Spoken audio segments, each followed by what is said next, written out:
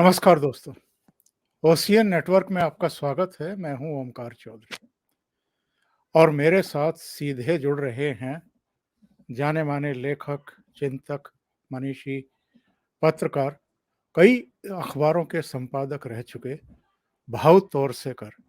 भाऊ को जोड़ कर के चर्चा को आगे बढ़ाते हैं। भाऊ प्रणाम। नमस्कार, नमस्कार। आपके भाऊ सब बड़ी आलो दर्शकों को शुभकामनाएँ जी, दिवाली की। जी। भाऊ बड़ी आलोचना करते थे लोग कि उद्धव ठाकरे घर से बाहर ही नहीं निकलते हैं। अब तो हुँ, लोगों की शिकायत दूर हो जानी चाहिए। वो गए हैं, किसानों से मिले हैं, मीडिया से मिले हैं। ये अलग बात है कि 3 घंटे में वापस मुंबई लौट आए प्लेन से। तो हुँ। इस घटनाक्रम को कैसे देखते हैं भाऊ? वो खुद को मज़ाक बनाने की कोशिश क्यों कर रहे हैं मेरी समझ में नहीं आता। अभी नहीं निकलते तो भी चलता था क्योंकि देखिए, वो कुल मिलाकर 2 गाँव में 24 मिनट किसानों से उन्होंने बात की। जी। बिल्कुल, गिनकर लोगों ने बताया कि 24 मिनट टोटल वो किसानों से उन्होंने बात की और 45 मिनट कम से कम पत्रकारों से बात की। और ये छोड़कर वो प्लेन में थे, मुंबई से निकले और 3 घंटे में मुंबई वापस पहुँच गए। मुझे समझ में नहीं आता कि क्यों भैया क्यों? आपको याद होगा तो जब ये चीफ मिनिस्टर थे, घर से बाहर नहीं निकलते थे और उस वक़्त भी बहुत बड़ी बाढ़ आई थी, चक्रवात आया था। तो उस समय के विरोधी नेता देवेंद्र फडणवीस थे, विधान परिषद के प्रवीण दरेकर थे। वो तो हर गाँव घूमते थे, इतनी बड़ी बारिश हो रही थी, पानी इकट्ठा हुआ था, सब हुआ था, डूबे थे गाँव के गाँव। उस वक़्त वो विरोधी नेता घूमते थे, जी। लोगों से पूछते थे, अधिकारियों से बात करते थे, जबकि वो विरोधी नेता थे। तो इन्होंने उन पर पाबंदी लगा दी कि भाई अपोज़िशन लीडर से अधिकारी क्यों मिलते हैं, मीटिंग क्यों करते हैं? और आज ये खुद जाकर आए हैं और कुल मिलाकर 24 मिनट 2 गाँव में कुछ किसानों से उन्होंने बात की और गाली-गलौज के लिए 45 मिनट उन्होंने पत्रकारों को दिए। लेकिन एक पत्रकार ने भी उनको पूछा नहीं कि भैया आप 24 मिनट के लिए क्यों आए? ये मराठी मीडिया तो पूरा मज़ाक बन चुका है आजकल महाराष्ट्र में। कोई सुनता भी नहीं उनके, कोई देखता भी नहीं। तो मुझे लगता है कि उद्धव ठाकरे खुद को मज़ाक बनाने की कोशिश में लगे हुए हैं। पर भाऊ वो गए क्यों? अगर उनको किसानों के साथ बैठ कर के तसल्ली से बात नहीं करनी थी, केवल कैमरा पर आना था और ये एक मैसेज ही देना था कि मैं किसानों से मुलाकात करके आया हूँ। बस खाली यही मकसद था क्या? मैं आपको एक थोड़ा मानो 48 साल पुरानी बात होगी शायद 73 में अकाल हुआ था। बड़ा भारी अकाल हुआ था महाराष्ट्र में। उस जी, समय वसंतराव नाईक मुख्यमंत्री हुआ करते थे।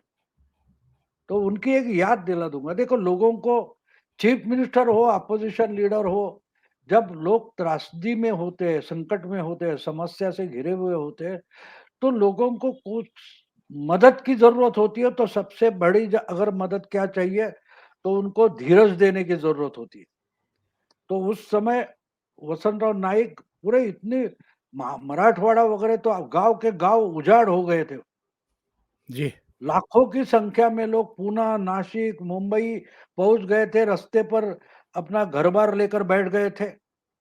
चूल्हा 2 पत्थर लगाकर चूल्हा बनाकर काम मिले वो काम करते थे। इतनी बुरी हालत थी, यानी बारिश नहीं थी, बारिश ना होने के कारण अकाल की बात थी।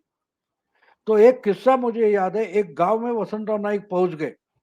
जी, तो इतनी कड़ी धूप थी और वहाँ पहुँच गए, उनके साथ अधिकारियों का काफ़िला वगैरह था। तो एक गाँव के चावड़ी पर जाकर बैठ गए, तो गाँव के सरपंच वगैरह सब इकट्ठा हो गए। तो किसी ने ये पसीना पोंछने वाला चीफ मिनिस्टर देखा, तो दौड़ते-दौड़ते एक गिलास पानी लेकर आ गए।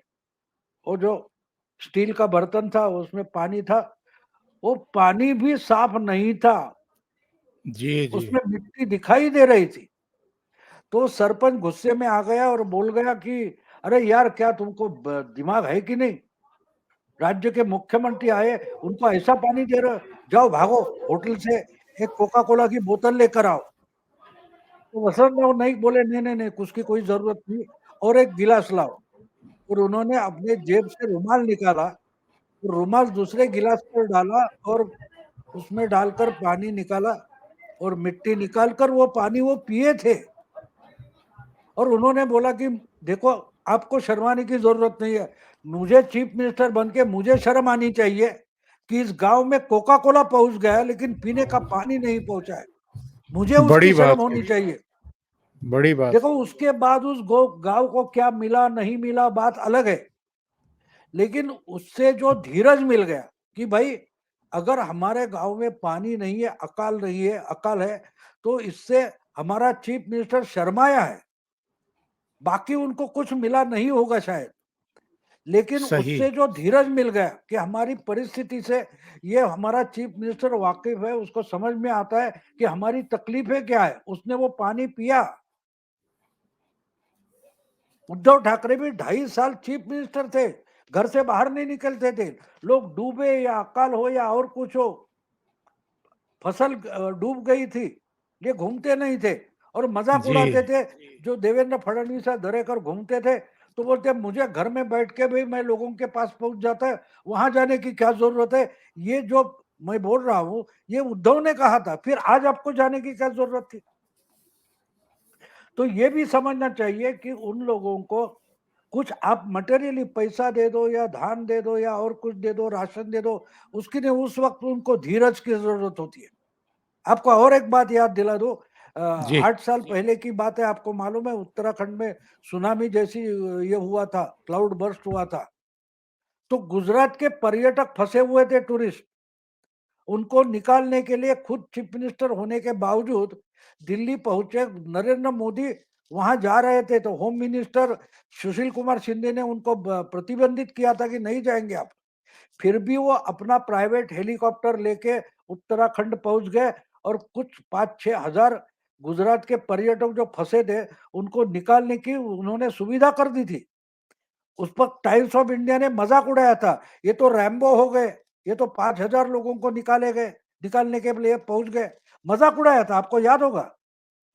बाद में उस रिपोर्टर ने माफी मांगी कि मैंने कहा सुनी बोल दी, ये असलियत नहीं थी, 5,000 लोग ने उनको ऊंचाई पर सेफ जगह पहुंचाने की सुविधा की और उसके बाद उनके लिए कोई कार बीर की व्यवस्था, अपने डिजास्टर मैनेजमेंट गुजरात के जो अधिकारी थे उनको वहां बुलाया था और उनसे कोऑर्डिनेट करके उन्होंने सब किया था। लेकिन कहने का मतलब है कि उस वक्त हमारा चीफ मिनिस्टर पहुंच जाता है, हमारा नेता पहुंच जाता है, वो जरूरी तो आज देखिए तो 2 महीने पहले ऐसी बात हो गई थी, नागपुर, गढ़चिरौली, भंडारा, वहां चीफ मिनिस्टर शिंदे पहुंच गए थे।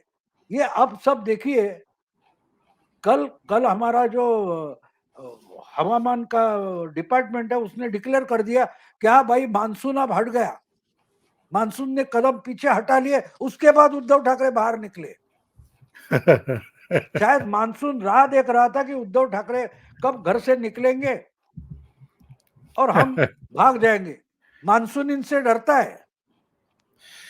भाऊ, इन पर तो ये आरोप किसी और ने नहीं लगाए, इनकी ही पार्टी के जो 40 एमएलए टूट करके अलग हुए और भारतीय जनता पार्टी के साथ सरकार बनाई, उन्होंने आरोप लगाए थे, इनके मंत्रियों ने आरोप लगाए थे कि ये किसी से मिलते ही नहीं है। हम अगर इनसे इन्हें फोन करें तो ये फोन पर नहीं आते हैं, बुला लेते हैं तो हम वर्षा बंगले के बाहर खड़े रहते हैं 2-2, ढाई-ढाई, 3-3 घंटे, हमको अंदर तक नहीं आने दिया जाता है। और जिनके बल पर मुख्यमंत्री बने हैं, कांग्रेस और एनसीपी के नेताओं से मिलते रहते हैं, उनको फंड जारी करते रहते हैं। तो इनके तो अपनी पार्टी के नेता भी इनसे नाराज रहे हैं कि बंगले पर रहते हुए भी नहीं मिलते थे।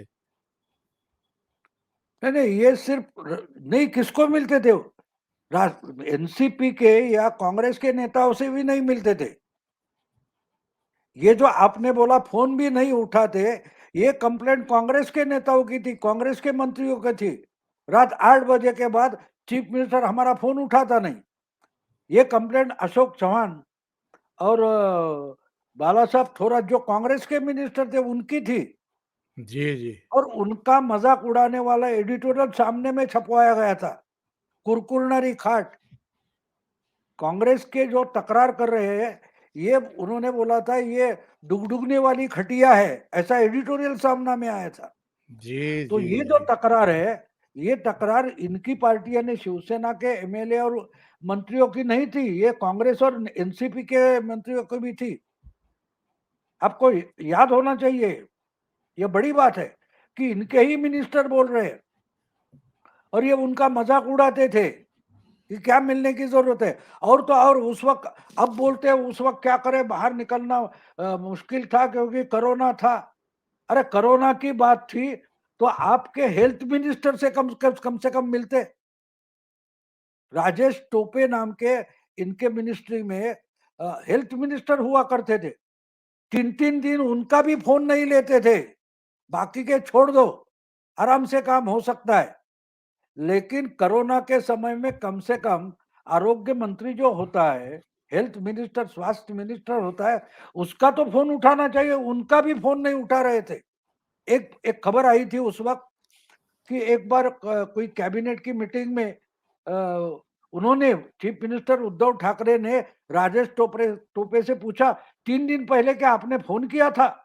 देखिए, 3 दिन पहले आपने फोन किया था, ऐसा चीफ मिनिस्टर हेल्थ मिनिस्टर को पूछ रहा है पेंडेमिक के समय में। तो क्या बोले इनके बारे में, क्या बोले? अरे घर में आपकी तबीयत ठीक नहीं, कोई बोलता नहीं, आपको किसने जबरदस्ती चीफ मिनिस्टर नहीं बनाया ना। घर में बैठे रहो, आराम करो, किसने बोला है? किसने आपको जबरदस्ती चीफ मिनिस्टर बना के नहीं रखा है? जी जी अगर जी आपको बीमार ही रहना है तो घर में पड़े रहो, किसने बोला है आपको? अच्छा, दूसरी बात कि किसी के पास चार्ज भी नहीं दिया कि भाई मेरा ऑपरेशन है, मेरी तबीयत ठीक नहीं है, मैं बीमार हूं, आप थोड़े दिन चलाओ। अजीत दादा एनसीपी के उप मुख्यमंत्री थे, या इनकी ही पार्टी के, इनके दाहिने हाथ बोले जाने वाले एकनाथ शिंदे थे, उनको अनिल परब थे, उनको सौंप देते भाई तुम कुछ दिन चलाओ। वो भी नहीं करते थे। और तो और शरद पवार के 4 सर्जरी हो गई थी, जिन्होंने इनको चीफ मिनिस्टर बनाया, शरद जी पवार ने, जी उनकी सर्जरी हो गई तो ये उनसे मिलने तक नहीं गए। उस बीमारी 1.5 महीने के बाद शरद पवार उस सर्जरी या बीमारी से उठ गए। उसके बाद खुद शरद पवार इनको मिलने पहुंचे, लेकिन ये बीमार शरद पवार से भी मिलने नहीं गए थे।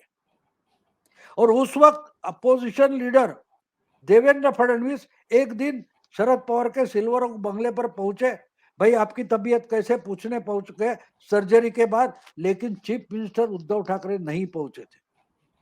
और उस वक्त वो बीमार बिल्कुल नहीं थे, वो केसीआर तेलंगाना से आते उनसे मिल रहे थे, लेकिन बिल्कुल। शरद पवार से मिलने नहीं गए थे।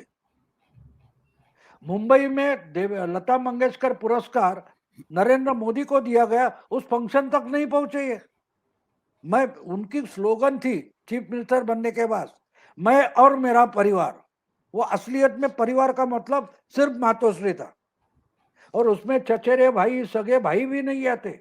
मैं, मेरी पत्नी, मेरे 2 बच्चे और मेरे चमचे, बस खत्म। और शायद पतन का कारण भी यही बना। भाऊ, आपने सामना का जिक्र किया, उसमें क्या क्या छपता रहा है। एक अभी छपा है और इसको पढ़ करके मुझे तो हंसी आई, आप तो झल्लाए होंगे। इन्होंने कहा कि शिवसेना शिंदे गुट के 40 बागी विधायकों में से 22 बहुत जल्दी शिंदे से बगावत करके भारतीय जनता पार्टी में शामिल होने वाले हैं। क्या उद्धव ठाकरे जो हैं वो फ्रस्ट्रेटेड हो गए हैं और ये सोच रहे हैं कि बीएमसी चुनाव से पहले कुछ ऐसा वातावरण क्रिएट कर दो, कुछ ऐसे संदेह के बीज बो दो कि भाजपा और शिंदे के बीच में किसी तरह की कुछ खटपट शुरू हो जाए। और इसमें केवल यही सूचना नहीं दी गई है, पता नहीं कहाँ से मिली है इनको। इन्होंने कहा है कि अब तो देवेंद्र फडणवीस शिंदे को लेकर के भी दिल्ली नहीं जाते, अकेले जाकर के मिल आते हैं। और इनको एक तरीके से भारतीय जनता पार्टी ने बंधक जैसा बना के रखा हुआ है। सारा कामकाज तो देवेंद्र फडणवीस कर रहे हैं। शिंदे के लिए तो बड़ी शर्मनाक स्थिति पैदा हो गई है। ये सब छापने के पीछे क्या मानसिकता है भाव? नहीं, कुछ भी हवा में छोड़ दो, पतंगबाजी करो, और कुछ नहीं है, कुछ नहीं। अब हर बार देखो, ये इकट्ठा रहेंगे तो बोलेंगे इकट्ठा ही रहते, अलग अलग नहीं घूमते, अलग अलग घूमे तो अलग अलग घूम रहे, इसका मतलब इनमें दुश्मनी है। अजीब बात है। पिछले 10 दिन पहले कुछ मुझे लोकमत का जो मीडिया हाउस है, उन्होंने एक प्रोग्राम किया था, जब इन दोनों मुख्यमंत्री उप मुख्यमंत्री का इंटरव्यू नाना पाटेकर ने लिया था, आपको याद होगा। जी जी जी जी। तो नाना पाटेकर हमारा कॉलेज के टाइम का दोस्त है, वो बीच बीच में फोन करता रहता है, हम फोन करते रहते। तो उसको मैंने एक बात बोली थी, उसने उस इंटरव्यू में बोल दी कि भाऊ तोरसेकर ने मुझे बोला कि ये दोनों एक दूसरे को बिल्कुल पूरक है। जी जहाँ जी एक जी। कम पड़ता है दूसरा दौड़ कर आता है, जहाँ पहला कम पड़ता है दूसरा उसके पास दौड़ कर आता है, एक दूसरे को संभाल कर लेते हैं। ये जो मैंने बोला था वो नाना ने उस इंटरव्यू में बोल दिया, और उसने उसको ज्यादा एक्सप्लेन भी किया कि जी जी देवेंद्र फडणवीस ऐसा एडमिनिस्ट्रेटर है कि उसकी गलती ढूंढना चाहो तो भी मिलती नहीं है। और एकनाथ शिंदे बिल्कुल इमोशनल है, ये नाना पाटेकर ने बोला है। और हम जी। देखते हैं, जहां जहां लगता है कि भाई इसका जवाब एकनाथ शिंदे के पास नहीं है, तो माइक उठाकर अपने सामने लेते हैं और देवेंद्र फडणवीस जवाब दे देते हैं। तो ये बोलते हैं देखो उनके सामने से माइक खींच लिया। अब क्या बोलेंगे? यानी इतना बचकाना, मेरी बैट है मुझे वापस दे दो, स्टंप मेरे, मैं तो नहीं खेलूंगा, मैं उठकर जाऊंगा। ये बचकानी हरकतें जो करते हैं, इसको कोई लीडर बोलेगा? इनको कौन लीडर बोल सकता है? और अभी अभी कौन बचा, कौन है इनके सामने? आज सब भाड़े के लोग लाके आए। वो सुषमा अंधारे करके कल तक इनको गाली देने वाली एक महिला है, जो एनसीपी में थी, उसके पहले और कोई सेक्युलर मूवमेंट में थी, वो अचानक हिंदुत्ववादी हो गई है और आजकल वही इनका मन चला रही है। दूसरे है भास्कर जाधव, ये तो 2006-7 के बाद शिवसेना छोड़कर एनसीपी में चले गए थे। उद्धव उद्धव पर ही गुस्सा करके वो निकल गए थे, शरद पवार की पार्टी में गए थे, वहां मिनिस्टर बने, एनसीपी के प्रदेश अध्यक्ष बने, और पिछले चुनाव के पहले वापस आ गए, तो वो सबसे एकनिष्ठ बन गए। तो इनको आजकल अपने चमचे भी भाड़े से लाने पड़ रहे हैं। अब देखिए, आप जो जिस आर्टिकल का जिक्र कर रहे हैं, वो भी जी। कोई कड़कनाथ मुंबई का, ऐसा कोई नाम है ही नहीं। ये कोई बोगस नाम है, जिस नाम से कोई दूसरा ही लिख रहा है। तो ऐसे भाड़े के टट्टू इनको लाने पड़ रहे। तो इतनी कड़कनाथ। कड़कनाथ कड़कनाथ मुंबईकर। मुंबई का।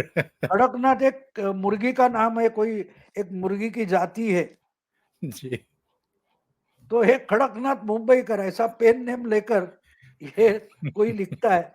वो कोई पुराना चावल है, रिटायर हुआ जर्नलिस्ट है। हमको वैसे तो नाम भी मालूम है, लेकिन हम यहाँ बोलेंगे नहीं, उसकी जरूरत भी नहीं है। जी। लेकिन कहने की बात है कि कल तक यही लिखने वाले, इनको निखिल वागड़े, वो कुमार केतकर हो, जिन्होंने जिंदगी भर बाला साहब की बदनामी की है, ऐसे लोग आज इनके सलाहकार बने हैं। और निखिल वागड़े तो बोलते हैं कि देखो शिवसेना कैसी बदल रही है, मतलब शिवसेना खत्म हो रही है।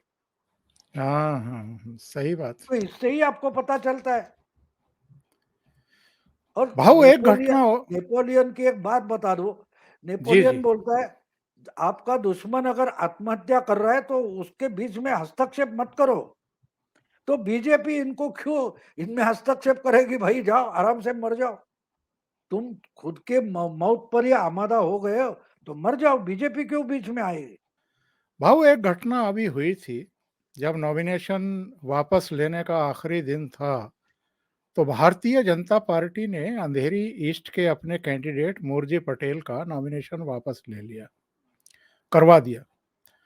और बाकायदा इसकी घोषणा नागपुर में जो प्रदेश अध्यक्ष हैं उन्होंने कर दी थी कि साहब हमारा कैंडिडेट वापस हो जाएगा।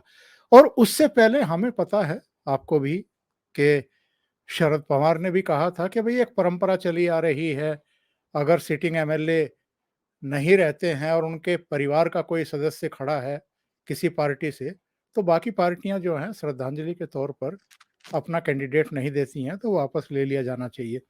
राज ठाकरे ने भी चिट्ठी लिखी थी देवेंद्र फडणवीस को, वो कैंडिडेट वापस हो गया।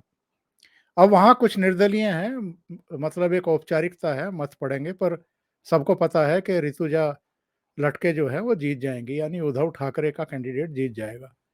तो क्या जरूरत थी? अनिल परब ने तो खैर उस समय धन्यवाद किया भारतीय जनता पार्टी का, लेकिन उद्धव ठाकरे की तरफ से या आदित्य ठाकरे की तरफ से कुछ इस तरह के बयान दिए जा रहे हैं कि ये डर करके भाग गए, ये तो वहां हारने वाले थे, ये शर्मिंदगी से बचने के लिए भागे हैं। इस तरह के बयान क्यों दिए जा रहे हैं भाऊ? क्या जरूरत थी इसकी? नहीं ना, वो देखो, वैसा करो तो गलत है, ऐसा करो तो गलत है। अब जब बीजेपी का कैंडिडेट खड़ा था तो बोले ये जगह शिवसेना की है, अगर शिंदे खुद को शिवसेना मानते तो उन्होंने क्यों नहीं लड़ाई, बीजेपी को क्यों सौंप दी। अब बीजेपी ने मान लिया कि भाई चलो, किसी की मौत हो गई है, 1.5 साल का टाइम बचा है, तो क्यों लड़े, तो भाग गए बोलेंगे। ये तो, ये इनकी पुरानी आदत है। ये जो संस्कृति वगैरह बोला जाता है, वो तो सबसे बड़ा नाटक है। देखो, चिंतामण वनगा करके बीजेपी के एमपी हुआ करते थे, उनका देहांत हो गया। तो जब बाई इलेक्शन हो गया तो बीजेपी वहां से अपना कैंडिडेट लड़ा रही थी, तो शिवसेना इनके साथ थी। फिर भी शिवसेना ने उनके खिलाफ चिंतामण वनगा के बेटे को खड़ा किया था। और शिवसेना राजनीति में आई तो एक विधवा के खिलाफ उम्मीदवार खड़ा करके ही आई थी ना। 1970 में कम्युनिस्ट पार्टी के कृष्णा देसाई करके हमारे परेल लालबाग के एमएलए थे, उनकी हत्या शिवसैनिकों ने की थी, वो जी। जेल में थे। ऐसे वक्त जब चुनाव हो गया तो पूरी सब पार्टियां, कम्युनिस्ट पार्टी के साथ कांग्रेस भी खड़ी थी और शिवसेना ने अपना कैंडिडेट खड़ा करके वो सीट जीती थी। तब ये सब संस्कृति वगैरह कहाँ थी, उसकी क्या जरूरत थी। वो भी 1.5 साल के लिए एमएलए बनने वाले थे। जी तो जी ये जी। सब भंपक। एक बात और है, 2015 में मातोश्री जहां बसी है, उस बांद्रा ईस्ट में भी बाला सावंत करके शिवसेना का एमएलए थे, उनका देहांत हो गया। तो उनकी बीवी को शिवसेना ने खड़ा किया था, उसके खिलाफ कांग्रेस ने नारायण राणे को खड़ा किया। तो उसके प्रचार में शरद पवार आए थे। तो शरद पवार की संस्कृति उस वक्त कहाँ गई थी। ये सब नाटक करते हैं, झूठ बोलते हैं, सरासर झूठ बोलते हैं। देखो, जो बदमाश लोग संस्कृति की बात करते हैं ना, तो मुझे पता नहीं चलता संस्कृति किस कोठे पर धंधा करती है।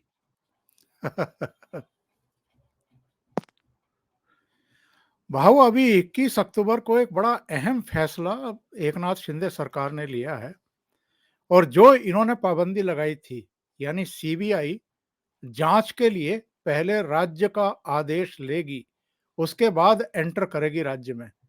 तो ये आदेश इन्होंने वापस लिया है।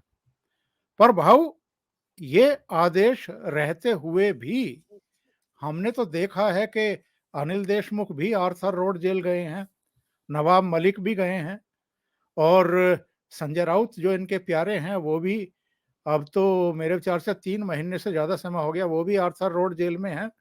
और तीनों ही, नवाब मलिक तो पता नहीं कभी मनाई भी नहीं मनाई उन्होंने, पर कम से कम अनिल देशमुख और संजय राउत दोनों दिवाली नहीं मना सके अपने घर के सदस्यों के साथ में, अपने मित्रों के साथ में।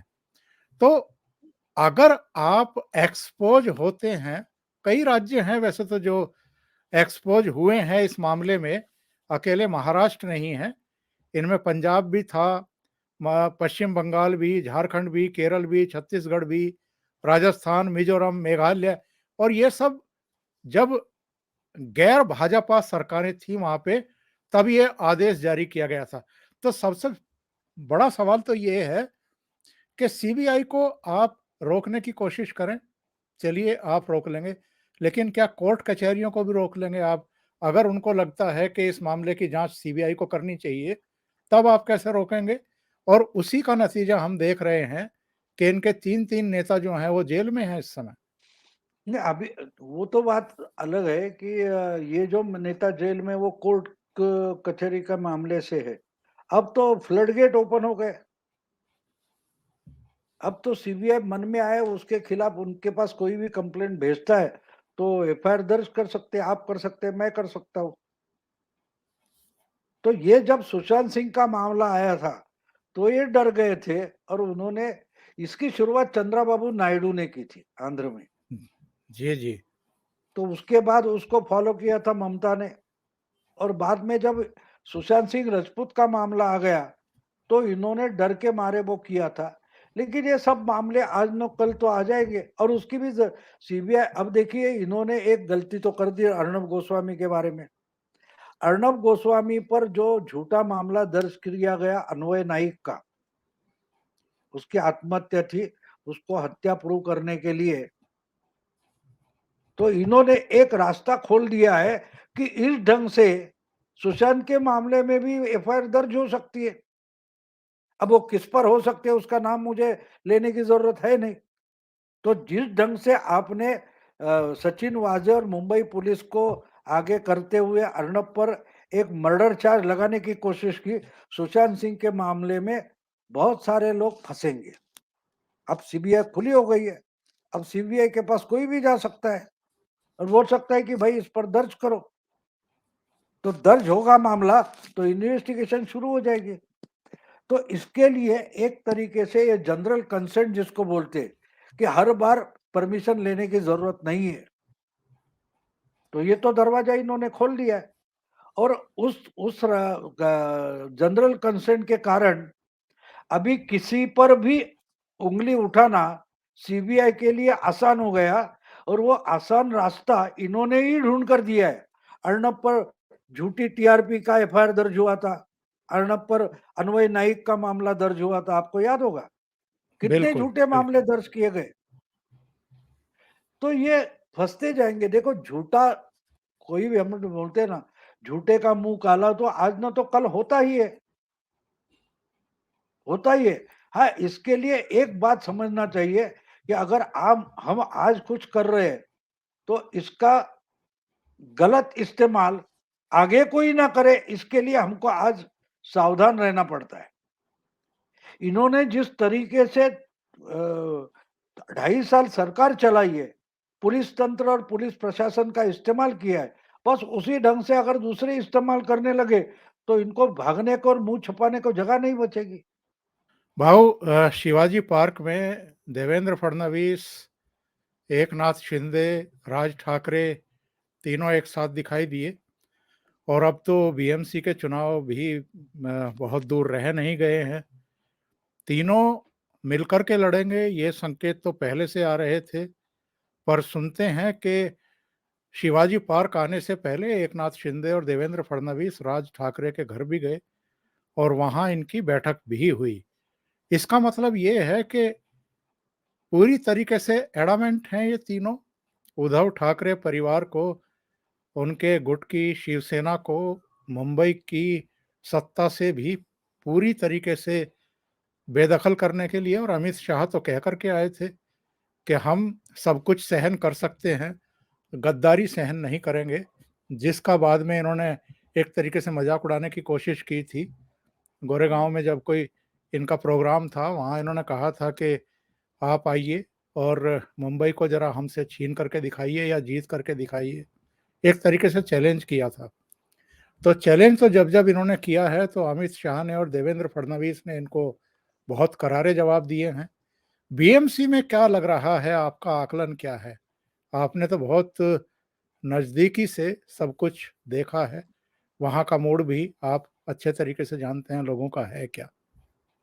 नहीं, एक एक बात साफ है कि ये तीनों इकट्ठा आए, फिर भी मुझे नहीं लगता कि मन से इनके साथ अलायंस करेगी। अ, शिंदे और बीजेपी, इनका अलायंस हो जाएगा, लेकिन मन से इस अलायंस में नहीं रहेगी, मन से अलग रहेगी। जी, देखिए जी। एक बात होती है कि जो स्पेस अपोजिशन का है, वो जितना कम करते जाएंगे, उतना बीजेपी के लिए अच्छा है। मुझे लगता है कि मोदी और शाह, इनकी जो पॉलिटिक्स है, वो बोलते हैं कि सत्ता में हम रहे ना रहे, लेकिन सत्ता में हिंदुत्ववादी रहना चाहिए। ठीक है, शिवसेना, हम हमारा और शिवसेना की जमती नहीं है, तो शिवसेना सत्ता में रहेगी, हम अपोजिशन में रहेंगे। लेकिन सेक्युलर स्पेस नहीं बचनी चाहिए, ये इनकी नीति है। स्ट्रैटेजी क्या है? तो शिंदे और फडणवीस, इनकी तो अलायंस है, वो तो कारपोरेशन में इकट्ठा जाएंगे, बिल्कुल जाएंगे, लेकिन मन से इनके साथ नहीं रहेंगे, मन से इनके साथ नहीं रहती। तो मान लो कि भाई 2-4% वोट इनके साथ जाने से अलायंस में बढ़ जाते, तो अगर अलग रहती है तो वो 2-4% मनसे के साथ रहेंगे, लेकिन उसके सिवा जो उद्धव से खुश नहीं है, एनसीपी से खुश नहीं है, कांग्रेस से खुश नहीं है, और शिंदे फडणवीस से भी खुश नहीं है, ऐसे बहुत 5-6% और मत वोट हो गए, वो अगर मनसे के खाते में चले जाए तो मनसे 8 से 12% तक वोट खींच सकती है, जी जी और उतने अल्टीमेटली महाविकास आघाड़ी के वोट कटने वाले हैं। और दूसरी बात होती है कि 10-12% भी अगर राज ठाकरे को मिल जाते हैं तो उनकी अपनी ताकत दिखाई देती है। अलायंस में जाते हैं तो आपकी ताकत क्या है उसका अंदाजा नहीं होता। जब अलायंस में होते हैं तो आप तो सब जगह लड़ेंगे नहीं, हाँ छुपी छुपी अंडरस्टैंडिंग रहेगी, लेकिन लेकिन खुले आम अलायंस में राज ठाकरे जाएंगे नहीं। आज उनका मकसद साफ है कि मेरी पार्टी का कितना परसेंट है वो उनको दिखाना है। सीट सही। कितने चुन कर आएंगे, सत्ता कहां से मिलेगी, ये जल्दबाजी में राज ठाकरे बिल्कुल नहीं है, ये लंबी रेस का घोड़ा है। वो उद्धव ठाकरे जैसे नहीं, मिलेगा तो आज ही मिलना चाहिए, नहीं तो सब डूब जाए तो चलेगा। ये दो भाइयों में वो फर्क है। आज तक राज ठाकरे ने किसी के साथ ओपनली अलायंस नहीं की है। मुझे नहीं लगता कि आज जो नए सिरे से अपनी पार्टी खड़ी करना चाहते हैं वो इस अलायंस में जाएंगे, मुझे नहीं लगता। हाँ छुपी छुपी एडजस्टमेंट रहेगी, तुम यहाँ कच्चा कैंडिडेट दो, हम वहां कच्चा कैंडिडेट देते हैं, लेकिन वो जितने राज ठाकरे वोट निकालेंगे, जहां शिवसेना के उद्धव के तगड़े कैंडिडेट है वहां टक्कर देने में शिंदे शिंदे की ताकत मुंबई में कम है और बीजेपी की उतनी भी नहीं है, तो वहां राज ठाकरे तगड़ा कैंडिडेट दे सकते हैं, जहां ये दुबला कैंडिडेट दे देंगे। वो टक्कर होगी किसके साथ? इनके साथ। हाँ एक बात है कि ये जो बीएमसी का चुनाव होने वाला है उसमें सबसे बड़ा नुकसान अगर किसका होना है तो वो कांग्रेस का होगा, क्योंकि मुंबई में जो मुस्लिम वोट है वो बड़ी तादाद में उद्धव ठाकरे के पलड़े में जाने वाला है, ऐसा मैं मानता हूं, क्योंकि ये मुस्लिम वोट हमेशा टैक्टिकल वोटिंग पर विश्वास करता है। अगर बीजेपी के खिलाफ आज सबसे तगड़ी पार्टी उद्धव ठाकरे की है तो वो उद्धव ठाकरे के साथ जाएंगे। और आपने देखा होगा कि वो गोरेगांव में गठ प्रमुखों का सम्मेलन हुआ, फिर शिवाजी पार्क का मेला हो गया, उसमें जानबूझकर फोकस किया जा रहा था कि कितने मुस्लिम वहां है, बुरखे वाली महिलाएं, वो जालीदार टोपी वाले मुस्लिम, ये जानबूझकर दिखाए जा रहे थे। तो इसका नुकसान कांग्रेस को ज्यादा होगा, क्योंकि कांग्रेस की जो वोटिंग परसेंटेज मुंबई में है उसमें बड़ी तादाद में मुस्लिम हुआ करते थे, और उसका जी जी समाजवादी और एमआईएम को भी तगड़ा झटका लगने वाला है, क्योंकि उनका, आपको एक बात और बता दूं, पिछले कारपोरेशन चुनाव में बांद्रा का ही जो एक इलाका है, बांद्रा स्टेशन के ईस्ट में बेहरामपाड़ा जिसको बोलते, वहां से जो एमआईएम का उम्मीदवार था उसको टिकट नहीं मिली, वो शिवसेना में आ गया, उद्धव ने उसको टिकट दिया, वो कारपोरेटर है शिवसेना का, लेकिन वो पहले विधानसभा चुनाव में वो तो एमआईएम का कैंडिडेट था, शिवसेना में आकर कारपोरेटर बन गया। तो आप समझ सकते हैं कि सबसे बड़ा मुंबई बीएमसी का चुनाव में देखने की बात यह रहेगी कि मुस्लिम वोट कहां झुकता है। जी उद्धव जी ठाकरे जी अगर 50 से ज्यादा कारपोरेटर चुन कर लाते हैं तो मान लो उसमें कम से कम 10 के आसपास मुस्लिम कारपोरेटर रहेंगे, पहली बार। भाऊ शरद पवार ने तो ऐलान कर दिया है कि वो राहुल गांधी की अगवानी करने के लिए 7 नवंबर को जा रहे हैं, जब वो महाराष्ट्र में प्रवेश करेंगे। उद्धव ठाकरे भी जाएंगे क्या? तो मुझे नहीं लगता कि क्या है कि ये पदयात्रा है, ये भूलिए मत, जी ये पदयात्रा है जिसमें चलना पड़ता है। उद्धव ठाकरे को आपने शिवाजी पार्क के स्टेज पर देखा होगा, तो वो उतना चल नहीं पाते, खड़े नहीं रह पाते बिना आधार के। उनकी तबीयत उतनी ठीक नहीं है कि 1-2 किलोमीटर 3 किलोमीटर चल पाए। तो वो उनको अभिनंदन करने के लिए शायद पहुंच जाएंगे, लेकिन पदयात्रा में सहभागी नहीं होंगे। हाँ, उसके बाद कई मीटिंग वगैरह होगी तो स्टेज पर जा सकते हैं, लेकिन पदयात्रा में शामिल नहीं होंगे। पवार तो हो गए, पवार तो बेगाने शादी में अब्दुल्ला दीवाना है। हर कहा आप भीड़ जमा करो तो ये अब्दुल्ला पहुंच जाते हैं। तो पवार की बात अलग है। वो तो आपको याद होगा, चौटाला की सालगिरह पर पहुंच गए थे, आपको याद होगा। हाँ, देवीलाल के एक प्रोग्राम में, और हाँ, तो वो देवीलाल उसमें की याद में एक प्रोग्राम हुआ था। जी जी। हाँ, वो उधर क्या बोलते हैं, जम्मू कश्मीर में पहुंच जाएंगे, शेख अब्दुल्ला को रखेगा तो उसमें भी जाएंगे, और लोगों को सवाल सामने खड़ा होगा कि इसको अब्दुल्ला माने या बेगानी शादी में आया है वो अब्दुल्ला माने, इसमें अब्दुल्ला असली कौन है। ये लोगों को हाँ, फरूक कौन सा है और शरद कौन सा है, दोनों तो अब्दुल्ला ही है। भाऊ, बहुत धन्यवाद, आपका बहुत समय लिया आज, और कई मुद्दों पर आपने बहुत डिटेल जानकारी दी।